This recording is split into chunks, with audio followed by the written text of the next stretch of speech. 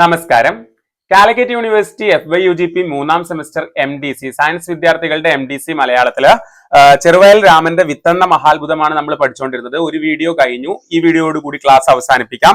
അപ്പൊ നമ്മൾ അവിടെ അവസാനിപ്പിച്ചതിൽ നിന്ന് തുടങ്ങാം കേട്ടോ. വിത്തിനായി ധാന്യമണികൾ എടുക്കുന്ന രീതിക്കും പ്രാധാന്യമുണ്ട്.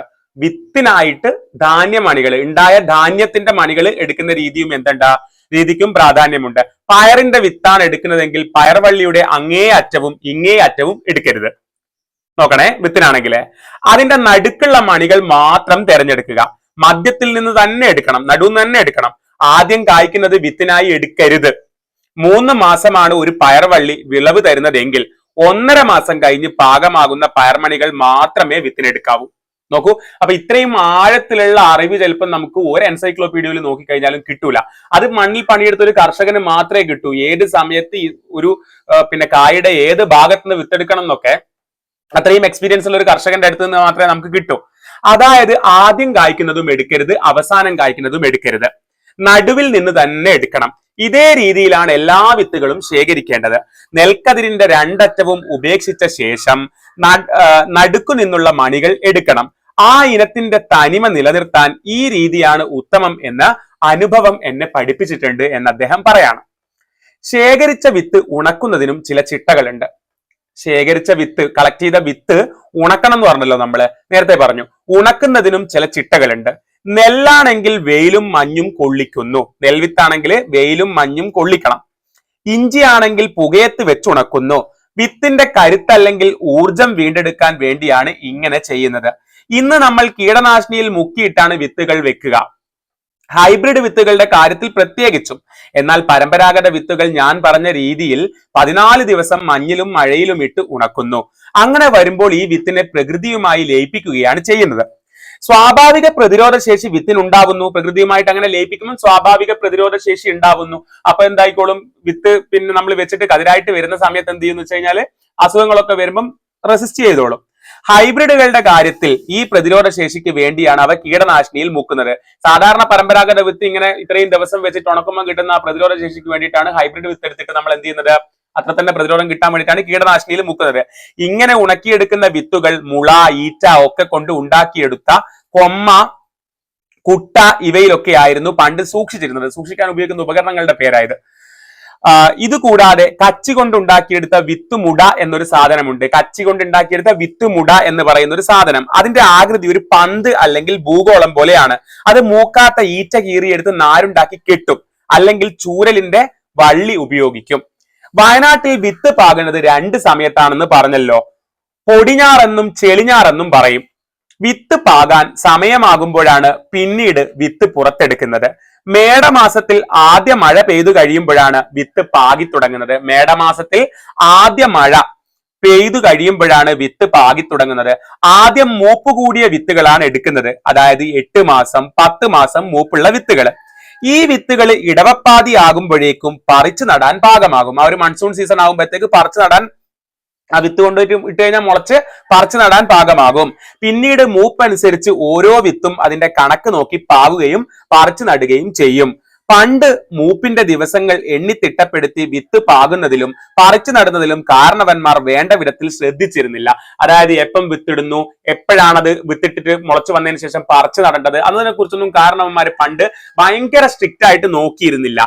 അതുമൂലം വിളവ് കുറയുകയും ചെയ്തിട്ടുണ്ട്. കൃത്യമായിട്ട് ഇന്നേ സമയത്ത് വിത്തിടുക, ഇത്ര ദിവസം വെച്ചതിന് ശേഷം അത് മുളച്ചു വരുമ്പം പറിച്ചു നടുക, അങ്ങനെയൊക്കെ ചെയ്തു കഴിഞ്ഞാൽ, കൃത്യമായിട്ട് കണക്കിൽ ചെയ്തു കഴിഞ്ഞാൽ നല്ല വിളവ് കിട്ടും, നല്ല പ്രോഡക്റ്റ് കിട്ടും. പക്ഷെ പണ്ടത് അത്ര കാരണവന്മാര് ആ കണക്കുകളൊന്നും അത്ര കൃത്യമായിട്ട് ചെയ്യാത്തത് കൊണ്ട് തന്നെ വിളവ് കുറയുകയും ചെയ്തിട്ടുണ്ട്. 6 മാസം അല്ലെങ്കിൽ 180 ദിവസം മൂപ്പുള്ള വിത്താണെങ്കിൽ 42 ദിവസത്തിനുള്ള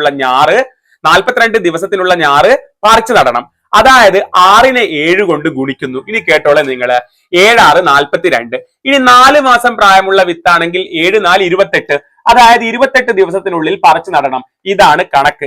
ഇത്തരത്തിൽ ഒരു കണക്കും ക്രമവും ഉണ്ടാക്കുന്നതിൽ വിദ്യാഭ്യാസം വലിയ പങ്ക് വഹിച്ചിട്ടുണ്ട്.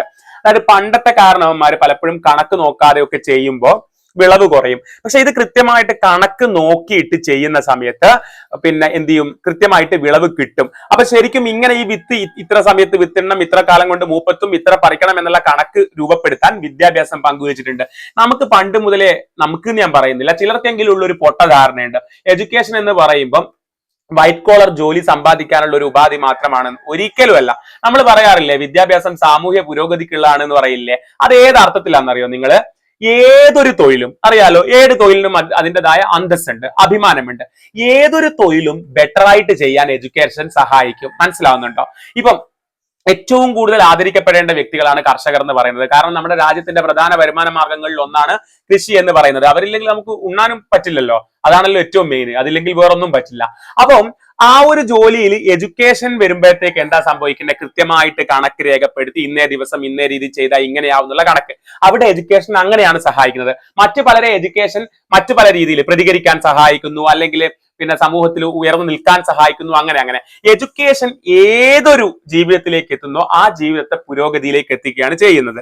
ഓക്കെ, പണ്ട് വിദ്യാഭ്യാസത്തിന്റെ അഭാവം മൂലം കണക്കുകൾ കൃത്യമായിരുന്നില്ല. പിന്നീട് കർഷകൻ വിദ്യാഭ്യാസം നേടുകയും കണക്ക് കൂട്ടാൻ പഠിക്കുകയും ചെയ്തതോടെ കൃഷിക്ക് പ്രകൃതിയുടെ സഞ്ചാരത്തിനനുസരിച്ചുള്ള ശാസ്ത്രീയ അടിത്തറ കൊണ്ടുവരാൻ സാധിച്ചു. കണക്ക് കൂട്ടിയിട്ട് കാര്യങ്ങൾ ചെയ്യാൻ തുടങ്ങുമ്പോഴത്തേക്ക് ഒരു സയന്റിഫിക് ബേസിസ് കൊണ്ടുവരാൻ പറ്റി. അനുഭവങ്ങളുടെ അടിസ്ഥാനത്തിൽ സ്വയം രൂപപ്പെട്ടു വരുന്നതാണ് ഇതൊക്കെ. മനസ്സിലായോ? ഇതൊക്കെ കൃത്യമായിട്ട് ഇത്ര ദിവസത്തിനുള്ളിൽ എന്നൊക്കെ പറയുന്നത് എക്സ്പീരിയൻസിന്റെ അടിസ്ഥാനത്തിലാണ്. ആദ്യം ഒരിക്കൽ കൃഷി ചെയ്യുമ്പം ഈ എന്താ പറയാ പിന്നെ ദിവസം മാറിപ്പോയിട്ടൊക്കെ പല തെറ്റും വരാം. ആ തെറ്റിൽ നിന്ന് മനസ്സിലാക്കും ഇനി അടുത്തിട്ട് ചെയ്യുമ്പം ഇത്ര ദിവസം എടുക്കാവൂ എന്നുള്ളത്. അങ്ങനെ എക്സ്പീരിയൻസിന്റെ പുറത്താണ് ഈ കണക്കുകളൊക്കെ രൂപപ്പെട്ട് വരുന്നത്. ഗവേഷണം നടത്തി കണ്ടുപിടിക്കുന്നതൊന്നും അല്ല. വിദ്യാഭ്യാസം വന്നതിന് ശേഷം കൃഷിയിൽ നിന്ന് ലഭിക്കുന്ന വിളവ് കർഷകൻ കണക്കാക്കാൻ തുടങ്ങി. മനസ്സിലായോ? അതുവരെ കാൽക്കുലേഷൻ ഒന്നുമില്ല, ഇത്ര പ്രോഡക്റ്റ് കിട്ടിയിട്ടുണ്ട് അത്രേ ഉള്ളൂ. പക്ഷെ കണക്കാക്കാൻ തുടങ്ങി. വിളവിൽ വ്യത്യാസങ്ങൾ ഉണ്ടാവുമ്പോൾ അത് എന്തുകൊണ്ടാണ് ഉണ്ടാകുന്നതെന്ന് അന്വേഷിക്കാൻ തുടങ്ങി. കണക്കാക്കി നോക്കുമ്പോൾ കഴിഞ്ഞ കൊല്ലം കിട്ടിയത്ര ഇത്ര ഇക്കൊല്ലം കിട്ടിയിട്ടില്ലല്ലോ, അത് എന്തുകൊണ്ട് കുറഞ്ഞു? ചിലപ്പോൾ അത് വളത്തിന്റെ പ്രശ്നമായിരിക്കാം, നട്ട സമയത്തിന്റെ പ്രശ്നമായിരിക്കാം, ഉപയോഗിച്ച വിത്തിന്റെ പ്രശ്നമായിരിക്കാം. അങ്ങനെ അന്വേഷിക്കാൻ തുടങ്ങി. കർഷകൻ തന്നെ സ്വയം ഒരു റിസർച്ചറായി തുടങ്ങി. ആ അന്വേഷണങ്ങളും നിരീക്ഷണങ്ങളുമാണ് ഇത്തരത്തിലുള്ള ക്രമം വികസിപ്പിക്കുന്നതിലേക്ക് നയിച്ചത്. അപ്പൊ ആ അന്വേഷണത്തിലൂടെ മനസ്സിലാക്കാണ്, അതെ ഈ സമയത്ത് നടണം, ഇത്ര കാലം അതിനെ വെക്കണം, ആ ഒരു ക്രമം. വിത്തിടുന്ന തീയതി രേഖപ്പെടുത്തി വെച്ചു തുടങ്ങി. മനസ്സിലായോ? വിളവെടുക്കുന്ന തീയതി രേഖപ്പെടുത്തി. ഈ ഡേറ്റിന് വിത്തിട്ടു, ഈ ഡേറ്റിന് വളമിട്ടു, ഈ ഡേറ്റിന് എന്ത് ചെയ്തു, രേഖപ്പെടുത്തി. അതായത് എഡ്യൂക്കേഷൻ ഉണ്ടാക്കിയ എഫക്റ്റ് അത്. എല്ലാത്തിനും കൃത്യമായ ഒരു കണക്ക് വന്നു. അപ്പോൾ ഇത്ര ദിവസം എടുത്തു എന്ന് കൃത്യമായി മനസ്സിലാക്കി. അങ്ങനെയാണ് കൃത്യമായ ഒരു ക്രമം വളർന്നു വരുന്നത്. ഇത് ഏതെങ്കിലും ഒരു വ്യക്തിയുടെ സംഭാവന അല്ല. കർഷകർ തങ്ങളിലുള്ള ആശയവിനിമയങ്ങളിലൂടെയാണ് ഇത്തരം അറിവുകൾ രൂപപ്പെട്ട് വരുന്നത്. മനസ്സിലായോ? ഏതെങ്കിലും ഒരു വ്യക്തിയല്ല ഇത് മുഴുവൻ കണ്ടുപിടിച്ചത്. പക്ഷെ ഒരു കർഷകന്റെ അനുഭവം അയാളും മറ്റേ കർഷകന്റെ അനുഭവം അയാളും പറയുമ്പോഴത്തേക്ക് അങ്ങോട്ടും ഇങ്ങോട്ടും ഈ വിവരം കൈമാറുകയാണ്. നിന്റെ കൃഷി നീ അന്ന് നട്ടതാ അല്ലെ, നല്ല വിളവുണ്ടല്ലോ, ഞാൻ 2 ആഴ്ച കഴിഞ്ഞിട്ടാണ് നട്ടത്, വിളവ് കുറച്ച് കുറവാണ്. അപ്പൊ ആ ഡേറ്റ് അവർ മനസ്സിലാക്കുകയാണ്. ഇപ്പോഴാണ് ഈ സമയത്താണ് നടേണ്ടത്, ഈ സമയത്താണ് വളയിടേണ്ടത് എന്നൊക്കെയുള്ള കാര്യങ്ങൾ. കർഷകർ തമ്മിലുള്ള ഈ ആശയവിനിമയം നഷ്ടപ്പെടുന്നതാണ് ഇന്ന് കൃഷി നേരിടുന്ന വലിയ വെല്ലുവിളികളിൽ പ്രധാനം.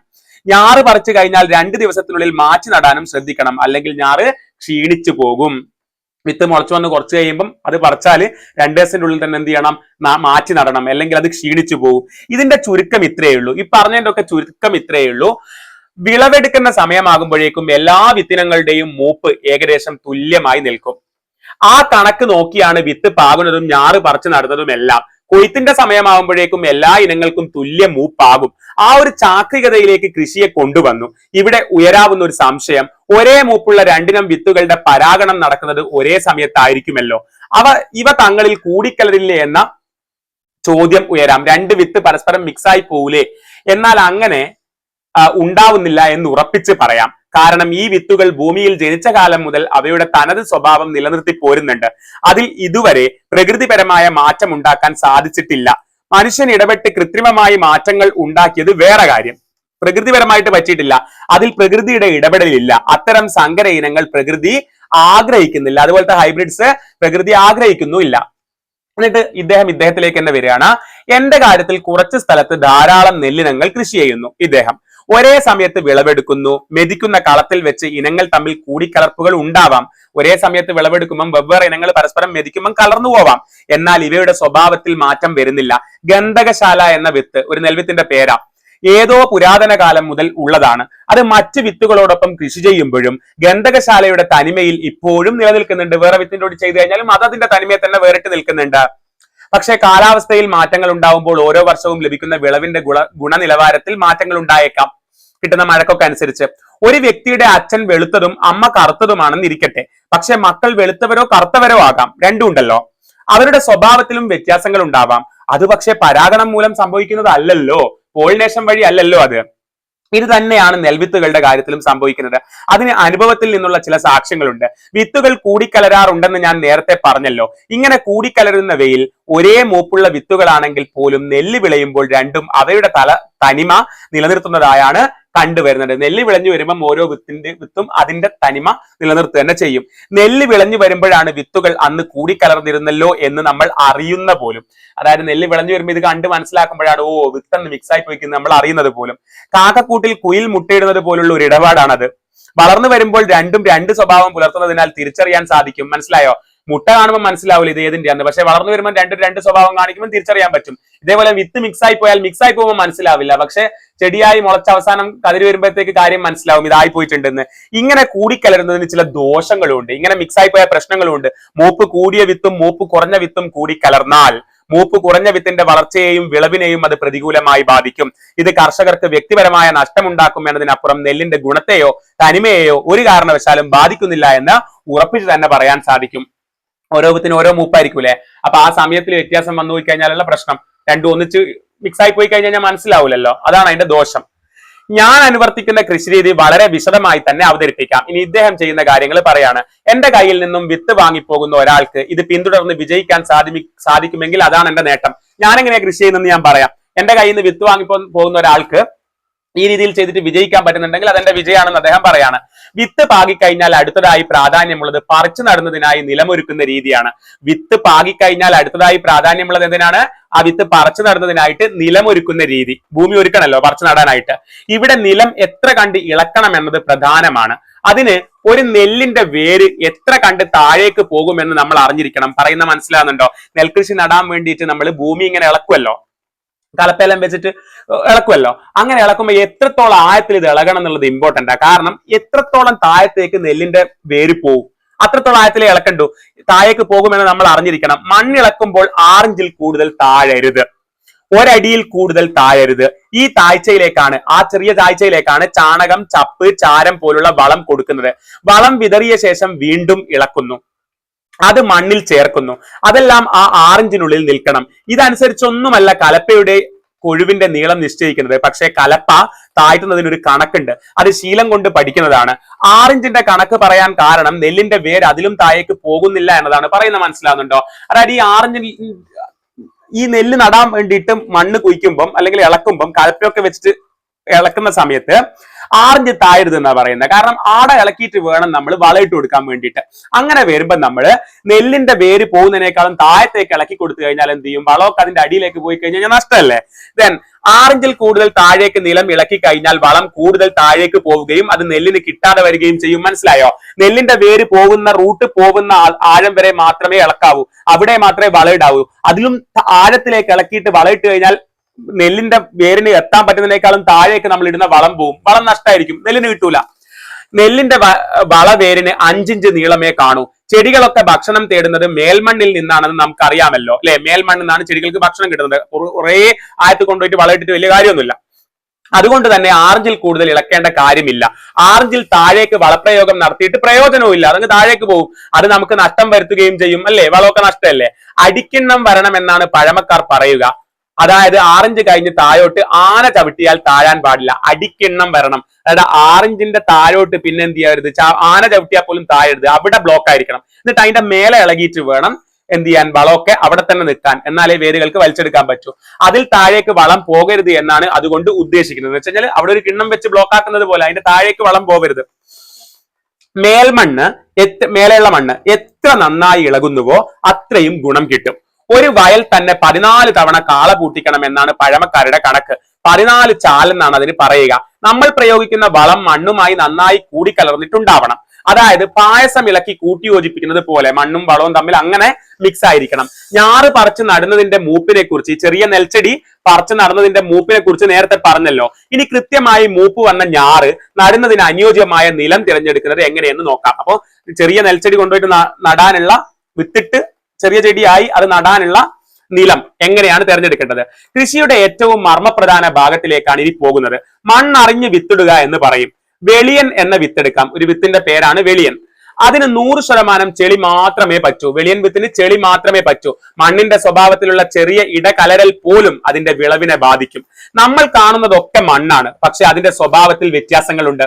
എന്റെ പാടത്ത് 6 തരം മണ്ണുണ്ട്. അതായത് 100% ചെളിയുള്ള മണ്ണ്, പൂഴി കലർന്ന മണ്ണ്, പിന്നെ വെളുത്ത മണ്ണ് കലർന്നത്, ചുവന്ന മണ്ണ് കലർന്നത്, കറുത്ത മണ്ണ്, പിന്നെ പശിമയുള്ള മണ്ണ്. അത് ഈഴക്കട്ട പോലെ ഇരിക്കും. പിന്നീടുള്ളത് ചരൽ മണ്ണാണ്. ഓരോ മണ്ണിന്റെയും സ്വഭാവത്തിന് അനുയോജ്യമായിട്ടുള്ള വിത്തിടണം. അതായത് ഓരോ വിത്തിന്റെയും സ്വഭാവത്തിനനുസരിച്ചുള്ള മണ്ണ് തിരഞ്ഞെടുക്കണം. അതിനെയാണ് മണ്ണറിഞ്ഞ് വിത്തിടുക എന്ന് പറയുന്നത്. മനസ്സിലായോ?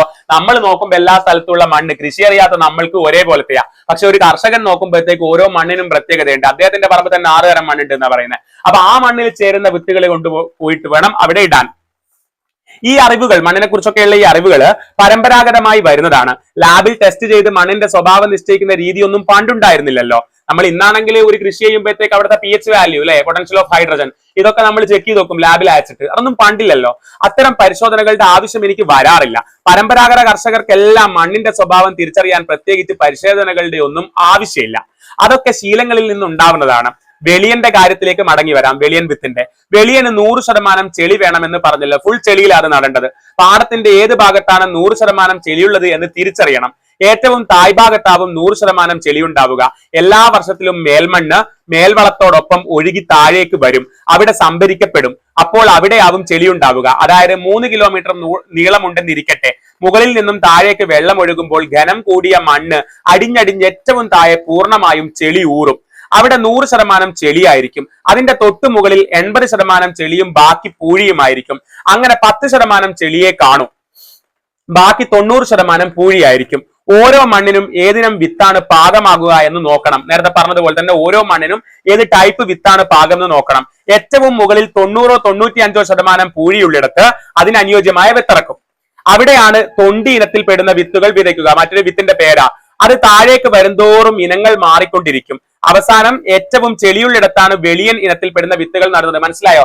ഈ ലാൻഡില് ഓരോ സ്ഥലത്തുള്ള മണ്ണിനനുസരിച്ചിട്ട് അതിനനുസരിച്ചിട്ടുള്ള വിത്ത് കൊടുക്കും.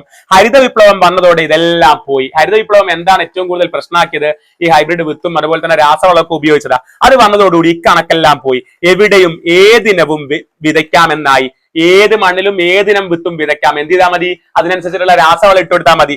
മണ്ണിന്റെ ഘടനയ്ക്കനുസരിച്ച് കമ്പനികൾ നിർമ്മിച്ച രാസവളങ്ങൾ പ്രയോഗിച്ചാൽ മതി. നെല്ലുൾപ്പെടെ ഏത് ചെടിയുടെയും ആയുസ്സിനെ മനുഷ്യരുടേത് എന്നതുപോലെ 4ആയി തിരിക്കാം. മനുഷ്യരുടെ ആയുസ് എങ്ങനെയാ? കുട്ടിക്കാലം, കൗമാരം, യൗവനം, വാർദ്ധക്യം എന്ന് 4ആയി തന്നെ ചെടിയുടെ ജീവിതത്തെയും നമുക്ക് തിരിക്കാം. എങ്ങനെയാന്ന് നോക്കാം. കൗമാരപ്രായത്തിലാണ് ഇതിന് ഏറ്റവും കൂടുതൽ ഭക്ഷണം വേണ്ട സമയം. ഓക്കെ, കുട്ടിക്കാലത്തല്ല. എന്ന് വെച്ച് കഴിഞ്ഞാല് ജസ്റ്റ് മുളക്കുമ്പോ അല്ല നമ്മൾ ഇതിന് കൂടുതൽ വളമിട്ട് കൊടുക്കേണ്ടത്, കുറച്ചുകൂടി വലുതായിട്ടാണ്. യൗവനത്തിലെത്തിയാൽ കഴിക്കുന്ന ഭക്ഷണത്തിന്റെ അളവ് കുറഞ്ഞു തുടങ്ങും. കുറച്ചുകൂടി സമയം കഴിഞ്ഞ് കഴിഞ്ഞാൽ പിന്നെ വള അധികം ഇടണ്ട. വാർദ്ധക്യത്തിലെത്തിയാൽ പിന്നെ ഭക്ഷണം തീരെ വേണ്ട. ലാസ്റ്റ് കതിരുമലേക്ക് എത്തുമ്പോഴത്തേക്ക് പിന്നെ വളയിടേണ്ട ആവശ്യമില്ല.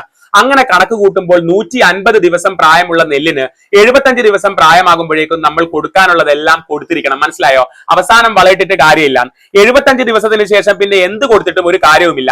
കതിരിൽ വളം വെച്ചിട്ട് കാര്യമില്ലല്ലോ. മലയാളത്തിൽ അങ്ങനെ ഒരു പ്രയോഗം ഇല്ലേ? കതിരിന്മേൽ വളം വെക്കുക. അതായത് ഈ ഉൽപ്പന്നം ഉണ്ടായി കഴിഞ്ഞതിന് ശേഷം പിന്നെ അതിന്റെ മേലെ വളയിട്ടിട്ട് കാര്യമുണ്ടോ? റൂട്ടിൽ തന്നെ കൊടുക്കണ്ടേ, അല്ലെ? നമ്മളൊക്കെ വലിയ മനുഷ്യന്മാരായി കഴിഞ്ഞതിന് ശേഷം നമ്മൾ ഉപദേശിച്ചിട്ട് കാര്യമുണ്ടോ? നമ്മൾ വളർന്നു വരുമ്പോൾ തന്നെ തരണം. മനസ്സിലായോ? കതിരിന്റെ മേലെ വളം വെച്ചിട്ട് കാര്യമില്ല.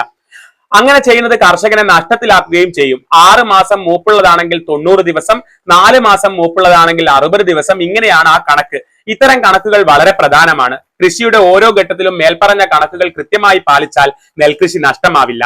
അല്ലെങ്കിൽ വല്ല പ്രകൃതിക്ഷോഭവും വരണം, എന്നാലേ നഷ്ടമാവൂ. അതായത് കൃഷിയുടെ ആ കണക്ക് കൃത്യമായിട്ട് നോക്കിയിട്ട് കൃഷി ചെയ്യുന്നതാണെങ്കിൽ നെൽകൃഷിയിൽ നഷ്ടം വരില്ല. പക്ഷെ വല്ല പ്രകൃതിക്ഷോഭവും വന്നു കഴിഞ്ഞാൽ, വെള്ളപ്പൊക്കമൊക്കെ വന്നു കഴിഞ്ഞാലേ വരൂ നഷ്ടം. എന്നാൽ പലരും കൃഷി നഷ്ടത്തിലാണെന്ന് പറയുന്നത് ഈ കണക്കുകളൊന്നും കൃത്യമായി പാലിക്കാതെ കൃഷി ഇറക്കിയതിന് ശേഷമാണ്. മനസ്സിലായോ? ഈ കണക്കൊന്നും നോക്കാണ്ട്, സമയവും കാലവും ഒന്നും നോക്കാണ്ട് കൃഷി ഇറക്കിയതിന് ശേഷമാണ് കൃഷി നഷ്ടത്തിലാന്ന് പറയുന്നത്. കൃത്യമായ രീതിയിൽ നോക്കി ശാസ്ത്രീയമായി ചെയ്തു കഴിഞ്ഞാൽ കൃഷി നഷ്ടമൊന്നും ആവില്ല. കൊയ്ത്ത് കഴിഞ്ഞ് നെല്ല് വയലിൽ വെച്ച് കറ്റയായി തന്നെ കുറച്ചുണക്കുന്നു. ഓക്കെ, കൊയ്ത്ത് കഴിഞ്ഞു, നമ്മൾ നെല്ലുണ്ടായി അതിനെ കൊയ്തെടുത്ത് ഉണക്കി, പിന്നീട് കളത്തിലെത്തിച്ച് പലതരത്തിൽ മെതിക്കുന്നു. പണ്ട് കാളകളെ കെട്ടി കറ്റ നിരത്തി വെച്ച് അതിന് മുകളിൽ കൂടി നടത്തിച്ചായിരുന്നു മെതിച്ചിരുന്നത്. ചക്കാട്ടി എണ്ണ എടുക്കുന്നത് പോലെ ഇന്ന് യന്ത്രങ്ങളുടെ സഹായത്തോടെ മെതിക്കുന്നു. നെല്ലും വൈക്കോലും വേർതിരിച്ച ശേഷം വിത്തിനുള്ളതും ചെലവിനുള്ളതും വെവ്വേറെയാക്കുന്നു. വിത്തിനുള്ളത് അതുപോലെ തന്നെ ചെലവിനുള്ളത് മാറ്റി സൂക്ഷിക്കുന്നു. വീട്ടിൽ ആവശ്യത്തിനുള്ള എടുക്കാലോ. കുറച്ച് ദിവസത്തേക്കുള്ള അരിക്കായി കുറേശ്ശെയായി പുഴുങ്ങിയെടുക്കുന്നു. ഈ കിട്ടിയ സാധനത്തിനെ പുഴുങ്ങിയെടുത്തിട്ട് വേണം ഈ നെല്ല് നമുക്ക് അരിയാക്കി എടുക്കാൻ വേണ്ടിയിട്ട്. പുഴുങ്ങിയെടുക്കുന്നതിനും ചില ചിട്ടവട്ടങ്ങളുണ്ട്. ഒരുപ്പുഴുക്ക്, ഇരുപ്പുഴുക്ക് എന്നിങ്ങനെ രണ്ട് രീതിയിലാണ് പൊതുവിൽ നെല്ല് പുഴുങ്ങുന്നത്.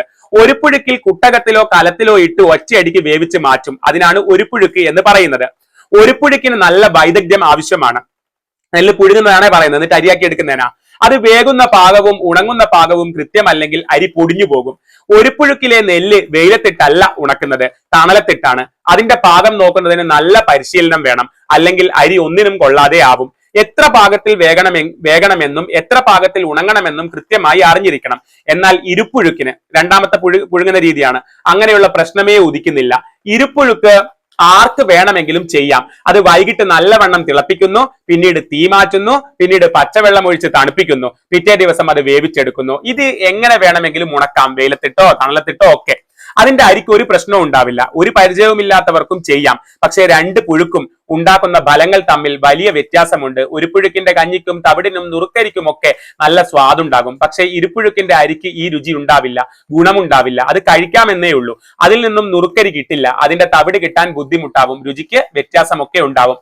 അങ്ങനെ നമ്മുടെ നെല്ലിന്റെ ജീവിത കഥയുടെ ഒരു വൃത്തം പൂർത്തിയാവുകയാണ് കേട്ടോ. അങ്ങനെ അതായത് ഇതിന്റെ ഒത്ത് എന്തൊക്കെയാണ് ഇപ്പം പറഞ്ഞിരിക്കുന്നത്? ഈ ഒരു ആത്മകഥയുടെ ഈ ഒരു അധ്യായത്തില് വിത്ത് തയ്യാറാക്കുന്നു, വിത്ത് പാകുന്നു, പറിച്ചു നടുന്നു, വിളവാകുന്നു, കൊയ്യുന്നു, മെതിക്കുന്നു, പുഴുങ്ങുന്നു, ഉണങ്ങുന്നു, കഞ്ഞി കുടിക്കുന്നു, അല്ലെങ്കിൽ ചോറ് തിന്നുന്നു. അതോടെ ഒരു വൃത്തം പൂർത്തിയാകുന്നു. ഇത്രയും ഭാഗങ്ങളല്ലേ ശരിക്കും ഈ ഒരു അധ്യായത്തിൽ പറഞ്ഞിരിക്കുന്നത്. ഇതാണ് നമുക്ക് പഠിക്കാനുള്ള ഈ ആത്മകഥയുടെ 10ാം അധ്യായം എന്ന് പറയുന്നത്. കാര്യങ്ങൾ മനസ്സിലായിട്ടുണ്ടല്ലോ? എളുപ്പമാണ്, ജസ്റ്റ് കേട്ടാൽ മതി. അടുത്ത ക്ലാസ്സിൽ പുതിയൊരു ടോപ്പിക്കുമായിട്ട് വീണ്ടും കാണാം. താങ്ക്